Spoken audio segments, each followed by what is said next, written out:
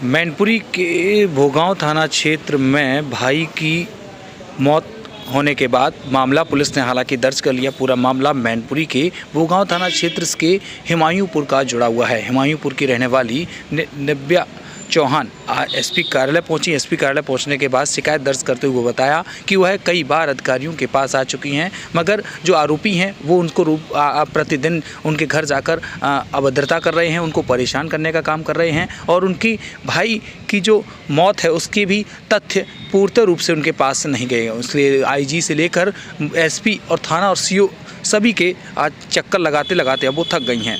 तो वहीं उन्होंने शिकायत करने के दौरान पूरी घटना की जानकारी देते हुए क्या कुछ जानकारी दी है, कैसे हुई है घटना और कौन लोग हैं इसमें मुख्य रूप से आरोपी, पूरी सुनिए इस रिपोर्ट के जरिए क्या कुछ बताया है।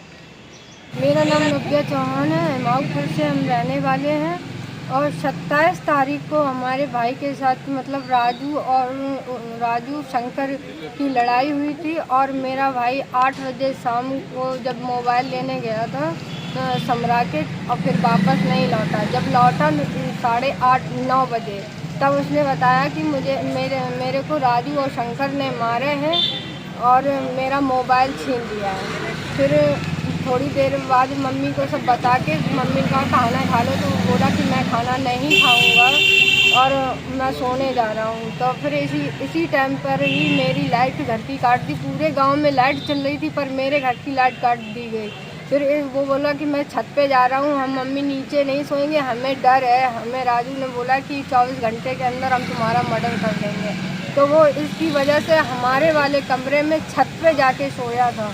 छत पे सोने के बाद मतलब हमें सुबह पता चला कि मतलब जब हम खरंजे की तरफ गए तो हमने देखा कि हमारा भाई चारपाई पे बैठा हुआ दिखाई दिया।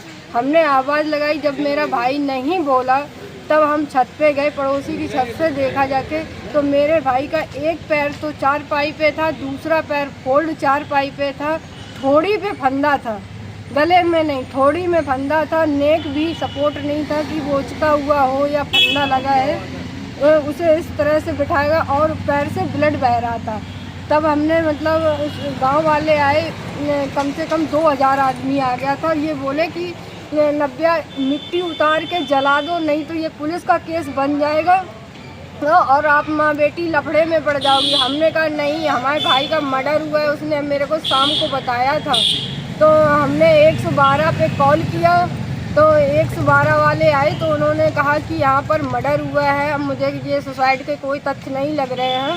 फिर फोरेंसिक टीम आई, फोरेंसिक टीम वालों ने मेरे को इतना काम में बिंधाए रखा और जो विपक्षी पक्ष थे, जो पंचनामा में जो व्यक्तियों ने उनका साथ दिया है पुलिस वालों का, उन्होंने मतलब कुछ लेन देन की बात करके तो उन्होंने हमसे साइन तो करवा लिए पंचनामा में, पर मुझे ये नहीं बताया कि पंचनामा में क्या लिखा गया और मुझसे बोला कि आप गाड़ी कर लो, अपने भाई का, तुम्हारे भाई का पोस्टमार्टम हो जाएगा। तो हम जैसे ही गाड़ी लेने चले गए, हमने कहा मेरी गाड़ी 1 घंटे में आ रही है, पर हमारा 1 घंटे का वेट नहीं किया गया और ना एम्बुलेंस बुलाई गई।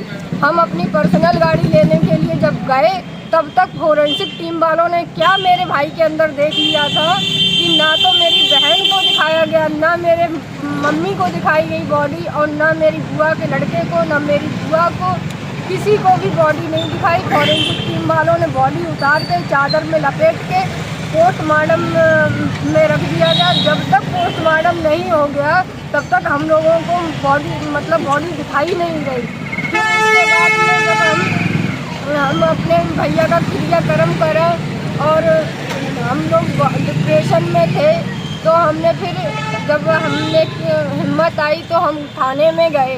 पहली तारीख को 27 तारीख का मामला है, हम 30 तारीख को हम थाने गए। हमने एप्लीकेशन दिया, हमने कहा कि ऐसे मतलब हमें FIR लिखानी है।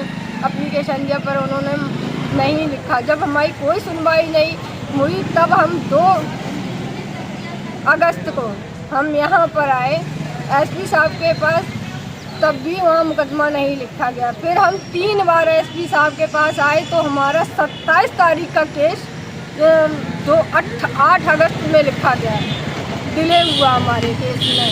फिर इसके बाद में उन्होंने अभी फिर ना तो मेरे घर पर कोई अधिकारी भी नहीं गया कि जो मतलब पूछता मुझसे कि बेटा तुम्हारे घर पे क्या हुआ, ना जहाँ पे हत्या हुई ना वहाँ पर कोई गया, और ना ही कोई जांच हुई, ना कुछ ना कोई गिरफ्तारी हुई। मुकदमा लिख भी गया, इसके बाद में फरार आरोपी मतलब इतना हौसला उनका बुलंद हो गया कि हमारे लोगों के दरवाजे पे आके गालियाँ देते हैं। उसका भी रिकॉर्डिंग हमने एसपी साहब को सुनाया, सीओ साहब को सुनाया और इंस्पेक्टर साहब को सुनाया कि ये हमारे चबूतरे में आके गालियाँ देते हैं। क्या चाहती हैं फाइनली अब आप? हम ये चाहते हैं उनकी शीघ्र से शीघ्र गिरफ्तारी हो, और जो तथ्य हैं, जो पुलिस व थाने में हमारी हेर फेर हुई है केस में, जो मर्डर का केस सुसाइड में बदला गया है, उसके सही मायने में मतलब इसकी जांच हो और मर्डर वेपन में भी जाए कि कहाँ पे क्या था। फिर इसके बाद में हमारी जो धाराएं बढ़नी चाहिए सो वो बढ़ाई जाएं। कितनी बार शिकायत दे चुकी हो? हम कम से कम 22 बार एसपी साहब के पास आ चुके हैं, थाने में कम से कम 10 बार, सीओ के पास के गए हम कम से कम 8 बार, कोई भी हमारी सुनवाई नहीं। आईजी के पास हमने 2 बार तो हम खुद जा चुके आईजी के पास, पर आईजी से हमें नहीं मिलने दिया गया। वहाँ पर 3 स्टार वाले एक कोई रहते हैं, उन्होंने हमें नंबर दिया था, वो नंबर है ये।